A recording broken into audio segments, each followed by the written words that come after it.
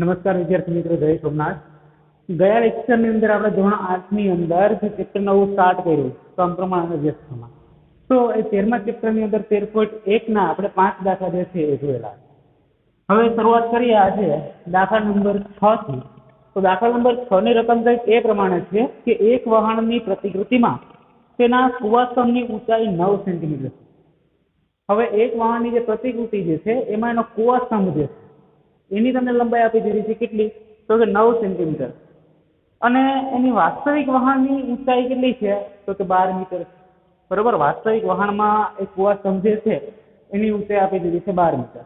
જો અહીંયા લખેલું છે કે કુવાસમની ઊંચાઈ વાસ્તવિક કેટલી છે, 12 મીટર છે. હવે પ્રતિકૃતિની લંબાઈ કેટલી મળે છે, 9 સેન્ટીમીટર મળે છે. હવે તમને શું કીધું છે એના પછી આગળ, કે જો વહાણની લંબાઈ 28 મીટર હોય, વહાણ જે છે એની વાસ્તવિક લંબાઈ કેટલી છે, 28 મીટર હોય, તો તમારે એની પ્રતિકૃતિની લંબાઈ જે છે એ શોધવાની છે. તો સમપ્રમાણનો એક દાખલો થયો. અહીં માની લો કે આ x1 જે છે એ કેટલા છે, 12 મીટર. y1 જે છે પ્રતિકૃતિ કેટલી મળે છે, તો કે 9 સેન્ટીમીટર. x2 હવે વહાણ માટે મેળવવાનું છે, એનું વાસ્તવિક 28 મીટર. અને આપણે y2 જે છે એ આપણે મેળવવાનું છે. માટે x1 open y1 x2 open y2 જે સમપ્રમાણતા માટેનો જે છે એ ફોર્મ્યુલા x1 ઓપન y1 બરાબર x2 ઓપન y2, બધા x1 x2 y1 અને y2 બધા સમપ્રમાણમાં જ હશે, બધી જે કિંમતો જે છે. હવે આની અંદર આપણે કિંમત મૂકી દઈએ તો x1 ની જગ્યાએ કિંમત આવશે અહીંયા 12, તો y1 ની જગ્યાએ કિંમત આવશે 9. એવી જ રીતના x2 ની જગ્યાએ કિંમત આવશે અહીંયા 28 અને y2 જે છે એ આપણે મેળવવાના. y2 ને આપણે સૂત્રનો કરતા બનાવીશું એટલે y2 એ 12 સાથે ગુણાકારમાં આવશે, એટલે y2 બરાબર આ 9 છેદમાં છે તે ક્યાં જશે, સામે જશે, એટલે 28 ના ગુણાંકમાં જશે અને એના છેદમાં 12 જે અંશમાં છે સામે જશે, ક્યાં જશે, ભાગાકારમાં. છેદ ઉડાડીએ તો અહીંયા 12 છે એટલે છેદ ઉડશે, 4 તેરી 12, 9 છે એટલે છેદ ઉડશે, 3 તેરી 9, 28 છે એટલે છેદ ઉડશે, 7 ચોક 28. તો 3 ઉડી જશે, 4 ઉડી જશે. તો માટે આપણને અહીંયા y2 શું મળે છે, y2 બરાબર 7 ગુણ્યા 3 મળશે. તો y2 બરાબર 7 ગુણ્યા 3, માટે y2 7 તેરી અને 21. તો આપણે કેટલી શોધવાની માટે વહાણની જે પ્રતિકૃતિ જે છે એ કેટલી મળે છે, 21 સેન્ટીમીટર ની અંદર એકમ છે. આ આપણે એકમ કયો હશે, સેન્ટીમીટર જ હોવાનો છે. માટે આપણે અહીં લખશું વહાણની પ્રતિકૃતિ 21 સેન્ટીમીટર મળે. તો આ થયો આપણો દાખલા નંબર 6. હવે જોઈએ એના પછીનો નેક્સ્ટ દાખલો.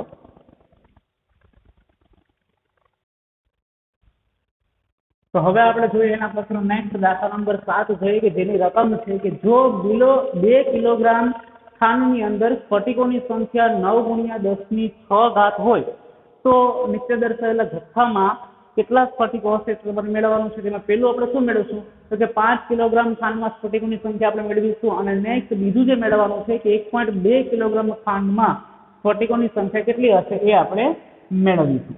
તો શરૂઆત કરીએ સૌપ્રથમ પહેલા.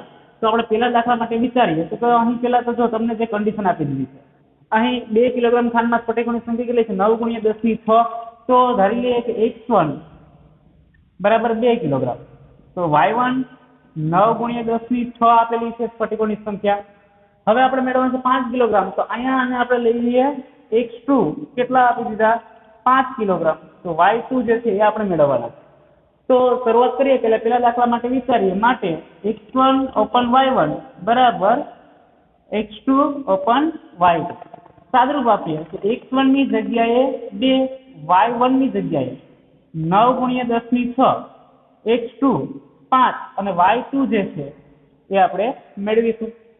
y2 ને આપણે સૂત્રનો કરતા બનાવશું તો y2 બરાબર અહીંયા 5 જે છે 9 ગુણ્યા 10⁶ અહીંયા છેદમાં છે, સામે જશે એટલે અંશમાં જશે, એટલે અહીંયા થશે 9 ગુણ્યા 10⁶. એના છેદમાં અહીંયા 2 અંશમાં છે તો અહીંયા જશે તો છેદમાં. હવે સાદરૂપ આપીએ આપણે તો સાદરૂપ અહીંયા કેવી રીતે થશે, તો y2 બરાબર 9 × 45 એટલે અહીંયા થશે 45 ગુણ્યા 10⁶ એના છેદમાં 2 તો y2 બરાબર 45 ભાગ્યા 2 કરો તો 22 × 44 એટલે 22.5 બરોબર 22.5 ગુણ્યા 22.5 એટલે 45 એટલે 22.5 ગુણ્યા 10⁶ તો આ તમારો પહેલાનો જવાબ થયો તો પહેલાની અંદર આપણે જવાબમાં શું લખી શકશું કે માટે 5 કિલોગ્રામ ખાંડમાં 22.5 ગુણ્યા 10⁶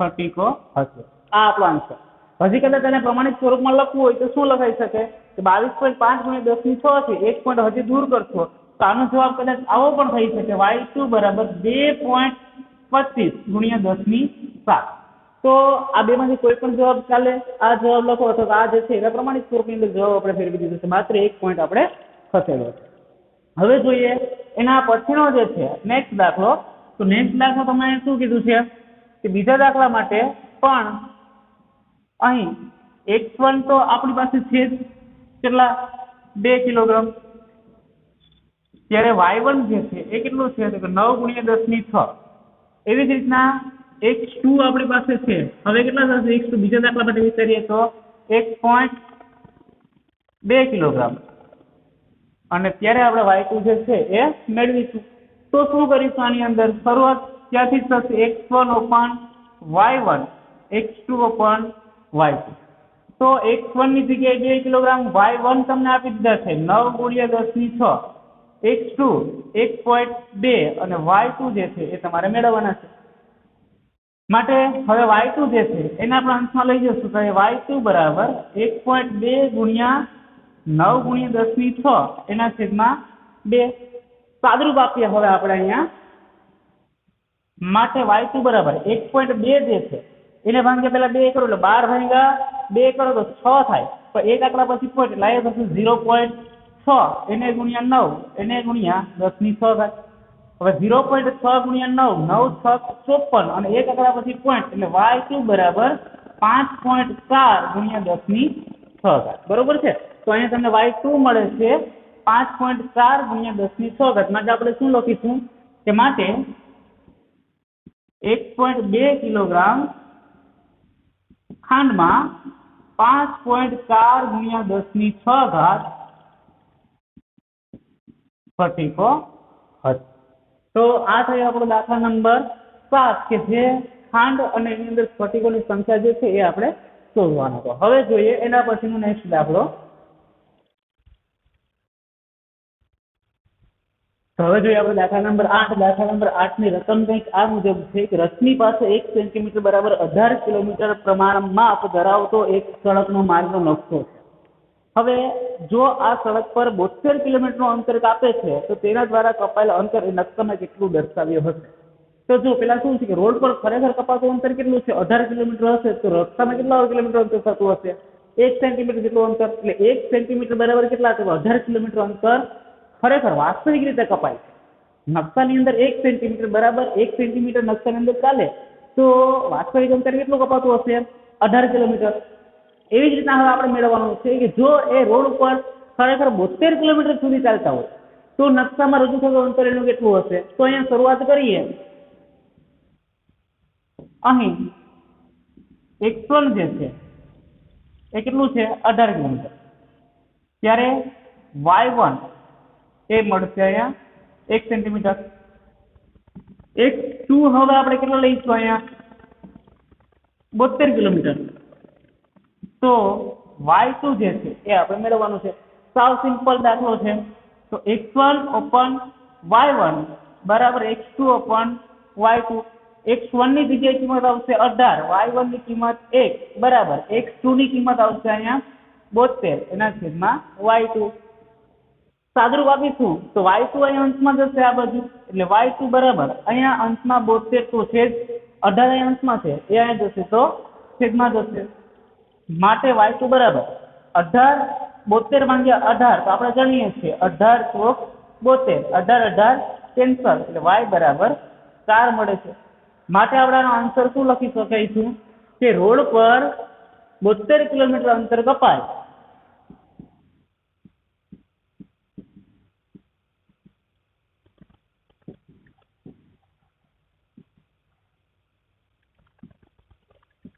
તો અથવા તો ત્યારે કપાય ત્યારે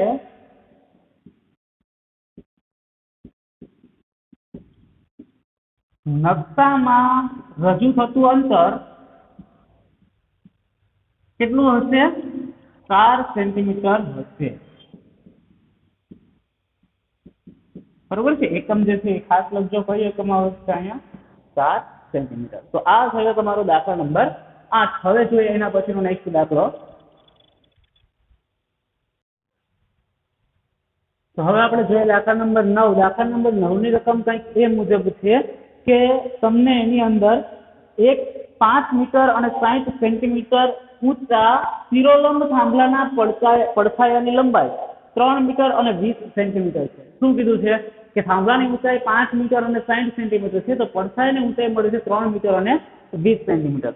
તો હવે તમારે શોધવાનું છે શું? તો કે જો 10 મીટર અને 50 સેન્ટીમીટર ઊંચો થાંભલો હોય, કેટલો ઊંચો છે? તો કે 10 મીટર અને 50 સેન્ટીમીટર ઊંચો થાંભલો હોય તો એના પડછાયાની ઊંચાઈ શોધવાની છે.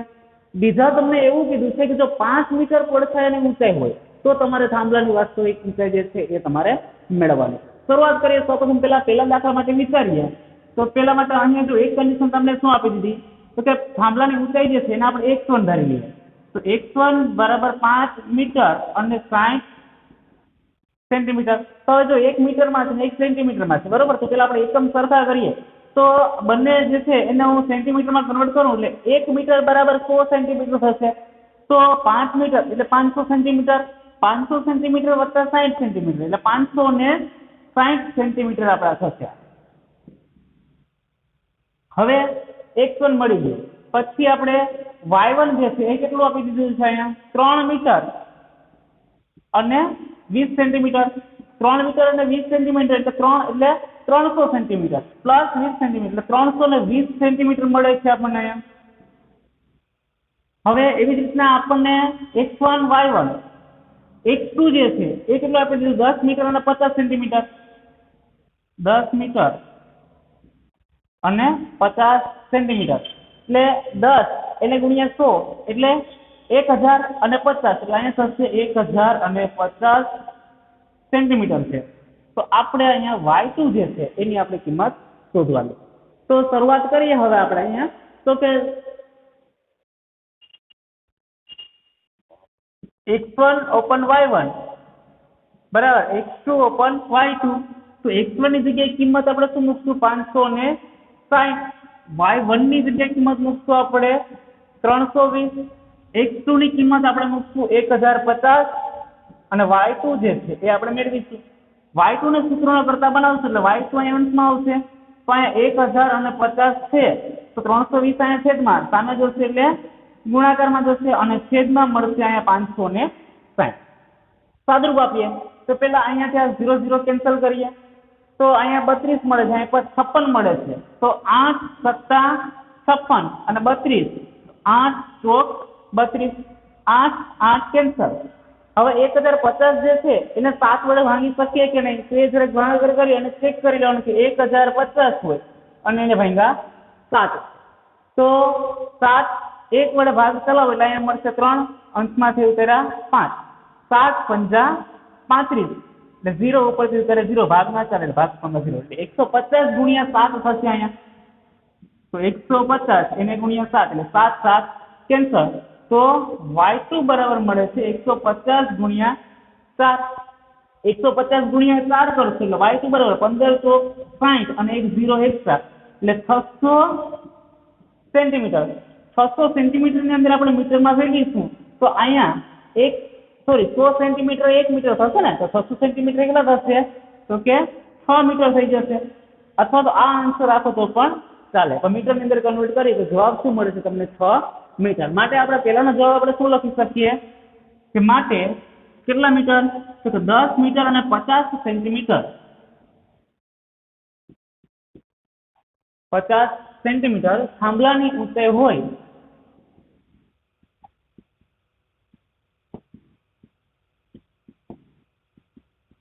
તો પડછાયાની લંબાઈ કેટલી હશે? 6 મીટર હશે. તો આ થયો આપણો દાખલા નંબર 1 કે 10 મીટર અને 50 સેન્ટીમીટર થાંભલાની ઊંચાઈ હોય તો પડછાયાની ઊંચાઈ કેટલી હશે, બરોબર ને? એ આન્સર શું મળે છે આપણને? 6 મીટર. હવે આપણે જે બીજું શોધવાનું છે એ કયું છે? તો કે તમને એની અંદર થાંભલાની ઊંચાઈ નથી આપી, પરંતુ એના પડછાયાની ઊંચાઈ આપી દીધી છે. તો પડછાયાની ઊંચાઈ મતલબ કે અહીંયા y2 આપી દીધા છે અને આપણે x2 જે છે એ મેળવીશું. તો શરૂઆત કરીએ હવે દાખલા નંબર 2 થી.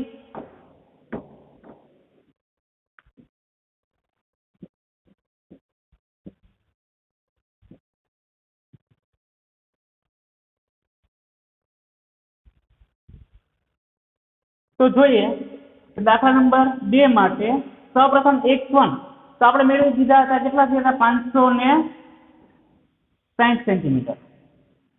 જ્યારે y2 હતા 320 સેન્ટીમીટર, બરોબર?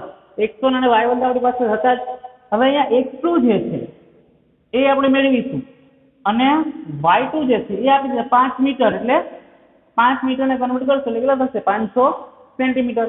હવે આપણે દાખલાની ગણતરી કરીએ એટલે કેવી રીતે કરી શકશું? તો કે x1/y1 બરાબર x2 એના છેદમાં y. x1 ની જગ્યાએ કિંમત મૂકશું આપણે 560, એના છેદમાં આવશે 320 બરાબર. x2 ની કિંમત આપણે મેળવવાની છે, x2 એ સુધી જ રહેવા દઈશું અને y2 ની કિંમત અહીંયા આવશે 500. x2 ને સૂત્રનો કરતા બનાવી. હવે x2 સૂત્રનો કરતા બનાવી એટલે 560 તો અહીંયા છે, એના ગુણાકારમાં શું જશે? અહીંયા 500 અને એના છેદમાં તો અહીંયા શું છે? 320 એ રીતે જશે. સાદુરૂપ આપીએ તો 56, અહીંયા 560 એટલે 0 0 કેન્સલ કરીએ. અહીંયા ફરી પાછું આપણે જાણીએ છીએ કે 8 × 32 અને અહીંયા થશે 8 + 56, 8 8 કેન્સલ થઈ ગયા. હવે 500 છે તો આપણે જાણીએ છીએ કે 250 × 4 કરીએ, સોરી 250 × 4 નહીં પણ 125 × 4 કરીએ તો આપણને કેટલા મળે છે? 500 થઈ જશે. 125 × 4 એટલે 500. તો અહીંયા 4 4 કેન્સલ થશે તો અહીંયા x2 બરાબર મળે છે 7 × 125. તો x2 બરાબર, હવે 125 નો અને 7 નો આપણે ગુણાકાર કરશું. 7 × 5 = 35 નો 5 લો વધી પડી 3, 7 × 2 = 14, 15 16 અને 17 નો 7 લો વધી પડી 1, 7 × 7 = 8, એટલે અહીંયા થશે 875 સેન્ટીમીટર. હવે 875 સેન્ટીમીટર છે, મીટરમાં કન્વર્ટ કરવા હોય તો 75 સેન્ટીમીટર અને 800 સેન્ટીમીટર બંનેનો સરવાળો છે તો 800 સેન્ટીમીટર બરાબર શું થશે? 8 મીટર. માટે અહીંયા x2 મળે છે 8 મીટર અને 75 સેન્ટીમીટર, બરોબર છે? મીટર અને સેન્ટીમીટરમાં કન્વર્ટ કરી દીધા. તો હવે આપણે આન્સર શું લખી શકશું? માટે જો પડછાયાની ઊંચાઈ 5 મીટર હોય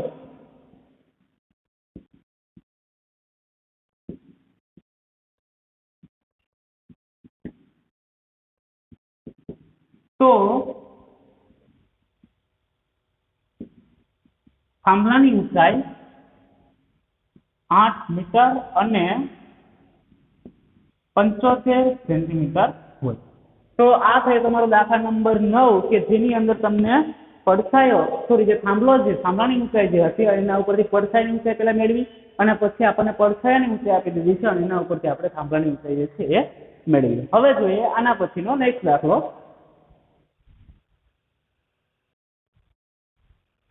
હવે જોઈએ આપણે આપણા સ્વાધ્યાય 13.1 નો છેલ્લો દાખલો, દાખલા નંબર 10 કે એક ભારવાહક ખટારો જે છે એ 25 મિનિટની અંદર 14 કિલોમીટરનું અંતર કાપે છે. જો આ જ ઝડપે ગતિ કરતો હોય તો 5 કલાકની અંદર કેટલા કિલોમીટર અંતર કાપે એ તમારે શોધવાનું છે, બરોબર? તો હવે અહીંયા શરૂઆત કરીએ. સૌપ્રથમ કે અહીં સૌપ્રથમ પહેલા x1 આપી દીધા છે, કેટલા આપ્યા? તો કે 14 કિલોમીટર. ત્યારે એનો સમય કેટલો છે એને આપણે y1 લઈ લઈએ. y1 બરાબર 25 મિનિટ. હવે x2 જે છે એ અંતર આપણે શોધવાનું છે. ત્યારે y2 આપણને આપી દીધું છે 5 કલાક આપ્યું. 5 કલાક આપ્યું એટલે કલાકને આપણે મિનિટમાં ફેરવીશું. 1 કલાક બરાબર 60 મિનિટ. તો 5 × 60 એટલે 6 × 5 = 30 એટલે 300 મિનિટ જે છે એ તમને y2 બરાબર મળશે. હવે આપણે સાદુરૂપ આપીએ તો સાદુરૂપ કેવી રીતે આપી શકશું આનું? તો કે x1/y1 બરાબર x2/y2. તો x1 ની જગ્યાએ આપણે કિંમત લઈશું 14, જ્યારે y1 ની કિંમત મળશે 25 એ જ રીતના x2 ની કિંમત લઈએ આપણે જે મેળવવાના છે x2 જ રાખશું અને y2 જે છે એ 5 કલાક એટલે આપણે તો મિનિટમાં ફેરવશું કેટલું 300. હવે x2 ને મારે સૂત્રનો કરતા બનાવવું છું એટલે 300 જે છે એ અંશમાં જશે તો અહીંયા થશે 14 એને ગુણ્યા 300 એને ભાગ્યા 25.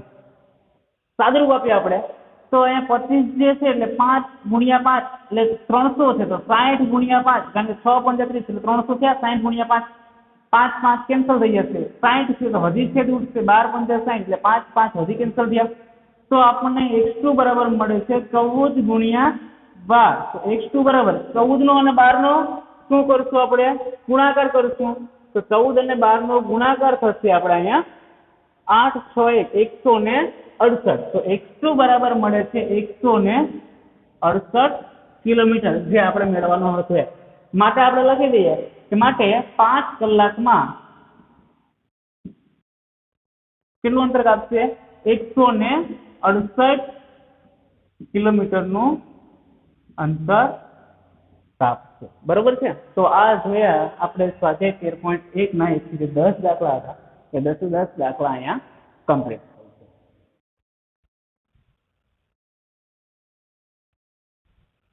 હવે આપણે અહીંયા સ્વાધ્યાય 13.1 જે છે એ પૂર્ણ કર્યું તો હવે ટેક્સ્ટબુક ની અંદર 204 નંબરના પેજ ઉપર જે પેલો જે પ્રયત્ન કરો જે દાખલો જે છે જેમાં પ્રયત્ન કરવાના છે એમાં 3 કોષ્ટક જે છે તમને આપી દીધા હતા અને 3 કોષ્ટક જે છે એ સમપ્રમાણમાં છે કે નહીં એ તમારે ચેક કરવાના છે. એક દાખલો અહીં ગણાવી દઉં છું બાકીના 2 દાખલા પણ સેમ એ જ રીતના થશે તો જરાક ટ્રાય કરજો.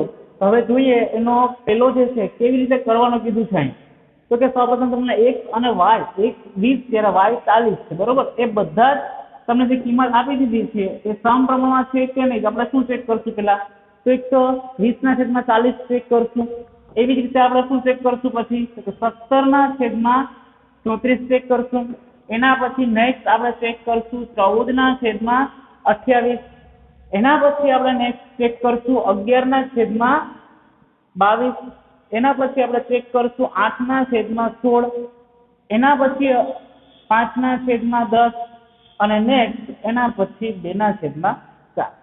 હવે અહીંયા કરવાનું શું તો કે તમને જે કિંમતો આપી દીધી છે ને એ બધીનો અતિ સંક્ષિપ્ત સ્વરૂપની અંદર રૂપાંતરિત કરવાનો. જવાબ જો બધાના સરખા મળે તો એ બધા પ્રમાણિત સ્વરૂપ મતલબ કે x અને y જે છે એ સમપ્રમાણમાં છે.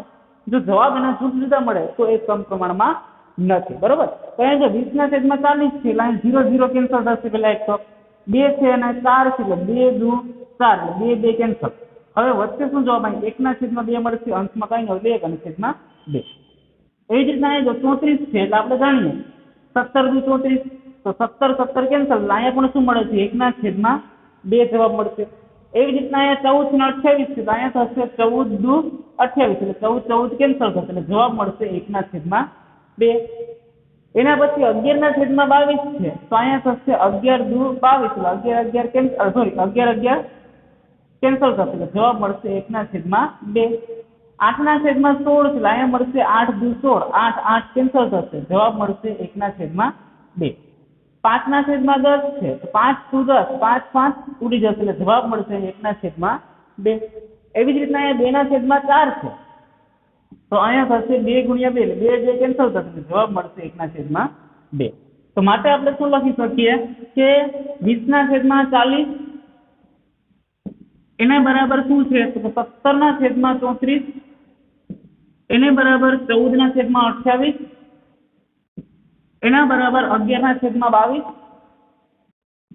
એને બરાબર 8/16 એના બરાબર 5/10 અને એના બરાબર 2/4. કારણ કે બધી જ સંખ્યાઓ જે છે એનો જવાબ તમને શું મળે છે 1/2. અતિ સંક્ષિપ્ત સ્વરૂપની અંદર ફેરવો એટલે બધાનો આન્સર તમને સરખો જ મળે છે 1/2. તો માટે આપણે લખી શકીએ કે અહીં x અને y એ બંને કેમાં છે તો કે સમપ્રમાણમાં છે. બરોબર છે. તો આ આપણો પ્રયત્ન કરવાનો જે પેલો દાખલો જે છે એ જોઈએ. આવી જ રીતના બીજો અને ત્રીજો દાખલો જે છે એ સેમ કોષ્ટક આધારિત બંને જે કિંમતો આપેલી છે એના અતિ સંક્ષિપ્ત સ્વરૂપની અંદર રૂપાંતરિત કરવાના. અને જો એ સમાન ન મળતે માની લો કદાચ અહીંયા આ બે કિંમતો સમાન નથી મળતી શું અહીંયા નોટ ઇક્વલ ટુ કરી દેવાનું. બરોબર છે. અને નીચે લખી દેવાનું કે x અને y બધા જ માટે સમપ્રમાણમાં નથી. બરોબર છે. તો આવી રીતના બીજો અને ત્રીજો જે પ્રયત્ન છે એ ટ્રાય કરશો. હવે જોઈએ એના પછીનો નેક્સ્ટ એક પ્રયત્ન કરો જે વ્યાજ આધારિત છે. એના માટે આપણે જોઈ લઈએ. તો એના પછીનો પ્રયત્ન જો એમાં તમને શું કીધું છે કે મુદ્દલ તમને આપી દીધી છે 1000 રૂપિયા અને વ્યાજનો દર આપી દીધો છે કે 8% વાર્ષિક દરે વ્યાજ થતું 8%નો દર જે છે એ વાર્ષિક વ્યાજનો દર આપી દીધો છે. તો તમારે એના ઉપરથી પહેલા તો સાદું વ્યાજ શોધવાનું છે અને પછી ચક્રવૃદ્ધિ વ્યાજ શોધવાનું છે. સૌપ્રથમ પહેલા આપણે સાદા વ્યાજ માટે જોઈએ તો સાદા વ્યાજ માટેનું સૂત્ર આપણી પાસે છે. સાદા વ્યાજ માટેનું સૂત્ર શું છે? I બરાબર અથવા તો સિમ્પલ ઇન્ટરેસ્ટ એટલે FI બરાબર PRT એના છેદમાં 100. જ્યાં P જે છે એ શું છે તો કે મુદ્દલ છે, R જે છે એ શું છે તો કે વ્યાજનો દર અને T જે છે એ શું છે સમય. તો આ જે છે એ સાદા વ્યાજ માટેનું સૂત્ર છે એટલે ખાસ નોટ કરી રાખજો. હવે આપણે દાખલો ગણીએ તો સૌપ્રથમ પહેલા આપણે એની અંદર 1 વર્ષ માટે શોધવાનું કીધું છે. તો આપણે પહેલા મેળવીશું 1 વર્ષ માટે. 1 વર્ષ માટે સિમ્પલ ઇન્ટરેસ્ટ SI બરાબર PRT એના છેદમાં 100. T ની જગ્યાએ વ્યાજ મુદ્દલ આપણે આપી દીધું છે 1000 રૂપિયા, વ્યાજનો દર આપી દીધો છે 8%, વર્ષ 1 છે અને છેદમાં શું મળશે 100. છેદ ઉડાડો 0 0 0 0 કેન્સલ. 10 ગુણ્યા 8 એટલે 10 અઠા 80 રૂપિયા જે છે એ 1 વર્ષ માટેનું વ્યાજ મળે. એવી જ રીતના હવે આપણે મેળવીશું 2 વર્ષ માટે.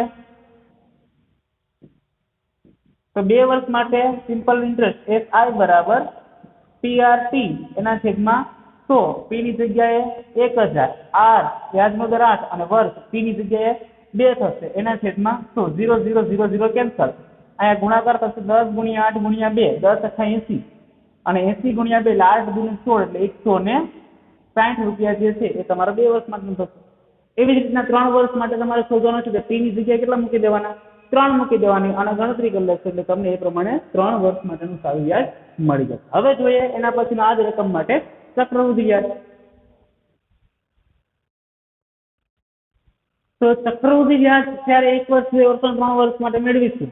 જો સાદું વ્યાજ જોયું બધાને સમાન, કારણ કે તમારે આની અંદર છેલ્લે હજી આ બધા એકબીજાના સમપ્રમાણમાં છે કે નહીં એ તમારે મેળવવું પડશે. સમપ્રમાણની અંદર મેળવીશું તો શું થશે તો સિમ્પલ ઇન્ટરેસ્ટ જે છે એને ભાગ્યા સમય કરશો. અહીંયા લાસ્ટ વન માની લો કે સિમ્પલ ઇન્ટરેસ્ટ સાદું વ્યાજ જે છે એ સમયના સમપ્રમાણમાં છે કે નહીં તો આ કેવી રીતે મેળવી શકશો? તો આ 80 જે છે એના છેદમાં 1 જ આવશે. 1 વર્ષ માટે છે એટલે અહીંયા જે તમે I એટલે સિમ્પલ ઇન્ટરેસ્ટ ઓપન T એનો બંનેનો ગુણોત્તર મેળવીશો તો 160 કેટલા વર્ષ માટે છે? અહીંયા 2 વર્ષ માટે છે. 160 ભાગ્યા 2 એટલે ફરી પાછું 80 ના છેદમાં 1 જ મળશે. એવી જ રીતના ત્રીજા વર્ષ માટે તમે મેળવીશો તો એમાં પણ તમને આનો ગુણોત્તર જે છે એ સમાન જ મળે છે. 180 ના છેદમાં 1, 80 ના છેદમાં 1 અને લાસ્ટ વન પણ 80 ના છેદમાં 1 જ મળવાનો છે. પરંતુ જ્યારે તમે ચક્રવૃદ્ધિ વ્યાજ મેળવીશો તો અત્યારથી જ કહી દઉં છું કે એનો જે વ્યાજ અને એનો જે સમય જે છે એનો ગુણોત્તર તમે મેળવીશો તો એ તમને સરખા પ્રમાણમાં નહીં મળે. શું કામ? તો આપણે છેક 6થા 7મા ધોરણથી આપણે ભણતા આવીએ છીએ કે વ્યાજ જે સાદું વ્યાજ જે છે એ માત્ર મુદ્દલનું વ્યાજ હશે, જ્યારે ચક્રવૃદ્ધિ વ્યાજ જે છે એ વ્યાજનું પણ વ્યાજ હોય છે. બરોબર? એટલે ચક્રવૃદ્ધિ વ્યાજ જે છે તો એ સમપ્રમાણમાં હશે નહીં. હવે ચક્રવૃદ્ધિ વ્યાજ જે છે તો એ કેવી રીતે મેળવાય તો એ જરાક સમજી લઈએ આપણે.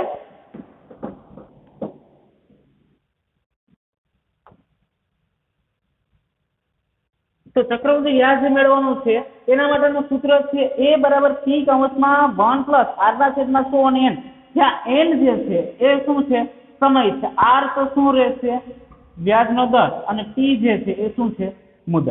પછી CI એટલે કમ્પાઉન્ડ ઇન્ટરેસ્ટ. ચક્રવૃદ્ધિ વ્યાજ જ્યારે મેળવીશું ત્યારે એ માંથી એનું મુદ્દલ જે છે આ તમને જે આન્સર મળે છે એ આપણે મુદ્દલમાંથી બાદ કરશું તો તમને એનું વ્યાજ મળશે. ચાલો શરૂઆત કરીએ આપણે પહેલા સૌપ્રથમ પહેલા વર્ષ માટે. તો 1 વર્ષ માટે મેળવો ત્યારે A બરાબર P કૌંસમાં 1 પ્લસ R ના છેદમાં 100 અને એની ઘાત N T એટલે 1000 1 વત્તા R એટલે 8 ના છેદમાં 100 અને N એટલે 1 વર્ષ માટે છે. તો સાદુરૂપ આપીએ અહીંયા તો આ 1000 એ જ રહેશે. 100 ગુણ્યા 1 એટલે એ થશે 100 વત્તા 8 એના છેદમાં 100. શું કામ? આપણે લસા જે છે એ લીધેલો છે અને 1 ની ઘાત કે લખવાની જરૂર છે નહીં. એટલે અહીંયા થશે 1000 100 વત્તા 8 એટલે 108 એના છેદમાં 100. 0 0 0 0 કેન્સલ. 108 ગુણ્યા 10 કરો એટલે અહીંયા થશે 1080. આપણને શું મળે છે? આ કિંમત કોની મળી? એની મળે છે. આપણે શું મેળવવાનું છે? ચક્રવૃદ્ધિ વ્યાજ મતલબ કે કમ્પાઉન્ડ ઇન્ટરેસ્ટ મેળવવાનું છે. તો CI બરાબર શું થશે ફરી પાછું? તો કે A - P. તો કમ્પાઉન્ડ ઇન્ટરેસ્ટ A કેટલા મળ્યા? 1080 અને P કેટલું આપણું હતું મુદ્દલ? 1000 રૂપિયા. તો કમ્પાઉન્ડ ઇન્ટરેસ્ટ ચક્રવૃદ્ધિ વ્યાજ જે છે કેટલું મળે છે? પેલા વર્ષ માટેનું તો ચક્રવૃદ્ધિ વ્યાજ અને સાદું વ્યાજ સરખું જ હશે એટલે 80 રૂપિયા જ મળે છે. જ્યારે બીજા વર્ષ માટે મેળવીશું ત્યારે અહીંયા એની જગ્યાએ શું આવશે? 2 આવશે અને પછી તમે એનું સાદુરૂપ આપશો તો એનું જે સાદુરૂપ આપશો એટલે તમને અહીં કમ્પાઉન્ડ ઇન્ટરેસ્ટ 80 નહીં મળે, એના કરતાં પણ કંઈક વધારે મળવાનું છે બરોબર. અને ત્રીજા વર્ષ માટે તો એના કરતાં પણ વધારે મળશે. માટે અહીં તમે ગુણોત્તર લેશો તો એ બંને એકબીજાને સમાન મળશે નહીં. તો તમારે શું કરવાનું છે? આના માટે હવે 2 વર્ષ માટે અને 3 વર્ષ માટે ચક્રવૃદ્ધિ વ્યાજ જે છે એ મેળવવાનું રહેશે. તો આજના આ લેક્ચર માટે આપણે અહીં સુધી રાખીએ. નેક્સ્ટ જ્યારે મળીશું હવે ત્યારે સ્ટાર્ટ કરીશું સ્વાધ્યાય 10 જે 13.1 આપણે પૂરું કર્યું. હવે જોઈએ 13.2 ત્યાંના પછીના નેક્સ્ટ લેક્ચરમાં.